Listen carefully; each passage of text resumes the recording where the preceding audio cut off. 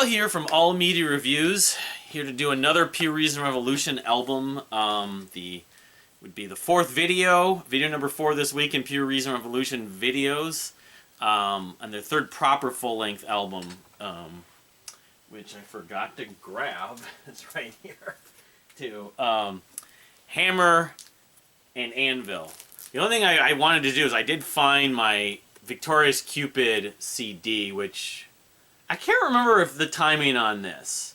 I guess this did come out. This came out in 2008. I want to say it was later, but this was related to obviously the last album.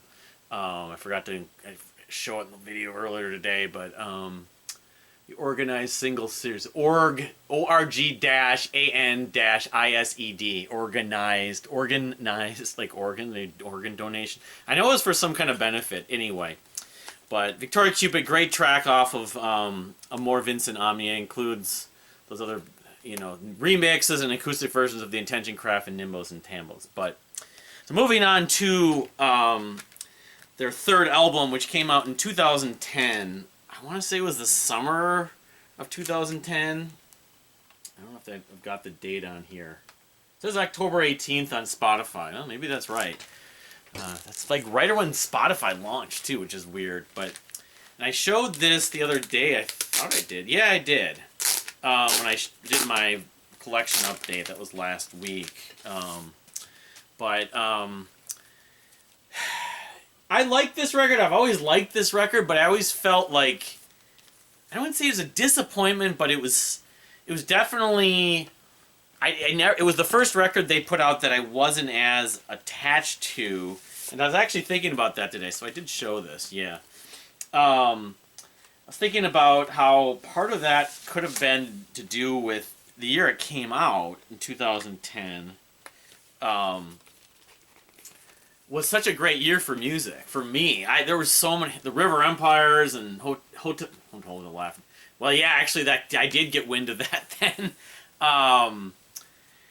Stuff like Foles and Janelle Monáe and Cloud Cult and Leto and Wright and Warpaint. There was just Sufjan Stevens. Great. I haven't done the albums of the year for 2010, but so that was partly to do with it. I mean, I think I like it more, maybe a little bit more now than I did then. Even part of it also though is the kind of the circumstances it came out under and knowing what happened. It came out the year after, like it was like a year and a half after Amor Vincent Omnia had come out. I thought that was kind of surprising because they'd taken like 3 years between The Dark Third and Amor Vincent Omnia. I think they would take a little more time. It felt soon. It felt rushed. It was on Super Bowl music, and I've always felt like this album had the impression that it was sort of like the band was going through transition, or they weren't sure if the band had a long future. They didn't know what the future was. A little bit like the same thing was happening with some other bands around the same time. Phenomena, actually. Ocean Size. So, and that's part of it. I kind of felt like, it's a good record, but I don't know if... I kind of wonder about the band. But, as it turned out, I think... Again, turmoil and sort of sadness, stress, tension, conflict sometimes makes for better art. Some of the track titles on here mar like conflict or war. That's the thing about it is, musically, I think in some ways it's a mixture of the Dark Third and, it's more like more Vincent Omnia, I guess, than the Dark Third, but it's kind of more a mixture of the two with some more straightforward elements, but then some other different elements. It's kind of a hodgepodge in that sense. I talked about this. Going through the tracks, my favorite tracks, I always like, when I got back in 2010, when I was really into it, the last 3 tracks would be all on side 3. So the side 4 of this vinyl doesn't have anything. It's interesting. Unless there's something that's not marked here. Blitzkrieg, Open Insurrection, and Armistice. Blitzkrieg, it's very kind of trip hop. It's using some samples, some repeated clip. A man in the process of a woman, or something like that. A man in the position of a woman, or I don't remember. But it's repeated with this synthesizer texture. It's very, and then it kind of starts to build. But like 5 minutes in, it gets really pretty and acoustic. Open Insurrection is like this wall of sound kind of building. Think about the word insurrection. It's like 7 minutes or something like that. 7 minutes and 20 seconds. That was from the get-go my favorite track. And then Armistice, which is probably the prettiest song, the saddest song, maybe the saddest song they ever did. I've always felt like the Armistice is like the end of a war. That's what think about the Mute Math struggled with their second record. It was called Armistice too. It's like their war between them and the record label. And like Receiving a Severance had this Armistice track. So the word Armistice is like basically a resolution to a conflict or a war. But it's very much, it sounds like, okay, this is the end of the war, this is the end of the battle, this is the end of the fight, we're at peace now, this is the end of the band, it's very nostalgic, very melancholy. Even though it's very driven by these textures and it's kind of poppy and catchy. It's very dreamy. I mean, they have tons of dreamy songs, but it's dreamy in a slightly different way. I mean, driven by the synths, the bed of synths, like dream pop. But it's like sad, melancholy dream pop in a way. It's just John Courtney's vocals talking about love. I don't know if the lyrics are in here. The love are dead, gone. It's like the end of a war and like you're mourning the loss of people. So then there's a track called Black Morning, which probably is the most sort of PRR-like track on this album from the previous. I mean, I don't know. It's a great track. It's very catchy. It's got that heavy riff that they had used in several other songs on the previous two records, but it's more concrete, I guess you could say. It's only like a 4-minute song. Kind of doesn't waste as much time or use as much time. But I'd say Fight Fire. Fight Fire is an unusual song. It's Chloe Alper's lead vocals. I think it may be the first song she did any lead vocals. I know the previous records, she didn't do as much on the last one, but the one that I'm going to talk about tomorrow, the two records, the Return, the reunion record, I think she might have done a little bit of leads, but this is purely her. But the thing is, it doesn't sound like PRR at all. It's like a straightforward hard rock song, really. It's almost like a modern rock. It easily sounds like it could be a different band, Fight Fire. Fight Fire with Fire. But it's still a good song. It's got energy. It's got punch. It has some of the PRR riffs, but just from a sort of style, and the vocal tone, her vibrato, and just the range she's singing, it doesn't sound anything like... But I think she did that when they after the split, they ended up splitting. She did those other projects, those two other things. Tiny Giant was one of them. Her style kind of changed to that, like, deeper. I don't know if she's like more like a deeper tenor now. Because on the previous two records, when she was a support vocals and she had the isolated parts, she was always singing at a higher range.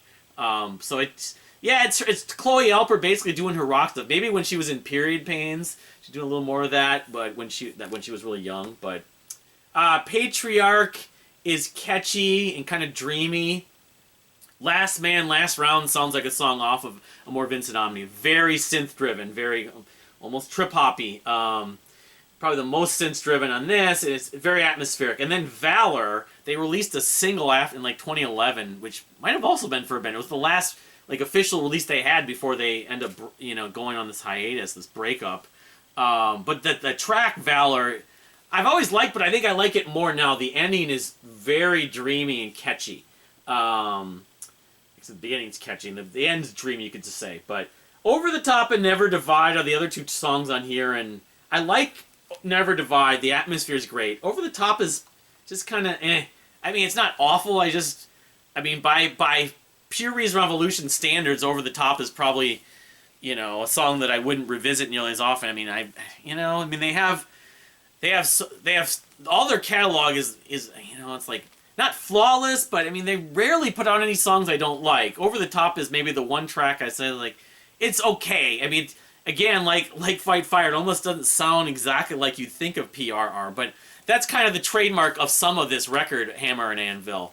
But it's a good mix. You can say they didn't get accused of sounding like The Dark Third again. They didn't get really accused of sounding that much like more Vincent Omni, literally a year and a half. I don't know if some of these songs, I think Last Man, Last Round might have been written around the same time, but I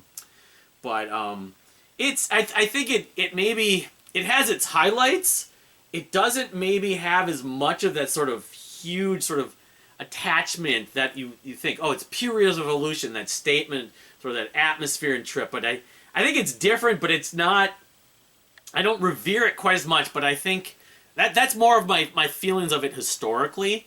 I think now, having revisited today, it reminds me a little bit of like the Deer Hunter's Migrant, where I've always liked it, but didn't like it as much as their others, but I've kind of grown to like it more and more. And I don't think this is my least favorite album. I still don't know if I like it more. I don't like it more than the Dark Third. It's close to AVO. And then I'll talk about the other two records and then the new record, obviously, in the next couple days. But, although, remind you, I haven't actually heard the new record. I only heard a few of the singles, and Chloe Alpert's not on it. Anyway, that's my take on Hammer and Anvil. It's just weird when I listen to this. It's very much listening to this and listening to all these records and Amor Vincent Omnia too. I'm definitely getting that sort of that nostalgia. I feel like I'd never met my wife at the point that I listened to this stuff. I think of that the end of 2000, instead of 2009, it was like the end of 2010 was like an end of an era. My work situation, it's weird because I'm going to be at 20 years starting next week or even Saturday. It's weird how time and nostalgia and eras with music kind of brings you, unless you revisit frequently, brings you back. And I get that sadness and kind of, I feel like I'm in 2010 again listening to this. So it's like, well, what would happen the year after? That's when I met my wife and I started doing different things. But then Puria's Evolution broke up. So, but then they got back together. So, I mean, I'm pretty much vulnerable to that nostalgia. Music is so important to me that Puria's Evolution is a special band. I kind of got wind of them almost at the beginning, not the very beginning, but really close to the beginning, and it's why their music, even though I can't say I've been listening to their music as much the last probably decade at least, as much as I did in the early to mid to the mid to late 2000s, mid 2000s to early 2010s. I'm kind of falling back in love with them, revisiting their music again. I know they put out two records the last 3 or 4 years, so I should have just done it then, but I don't know. I guess it took for me just kind of like invest the time on my love of especially their early stuff. So thank you for watching again. What is your take on Hammer and Anvil? I'll go on to try to do both Eupnia from 2020 and Above Cirrus from 2022 tomorrow. But again, thank you for watching, and we'll see you next time.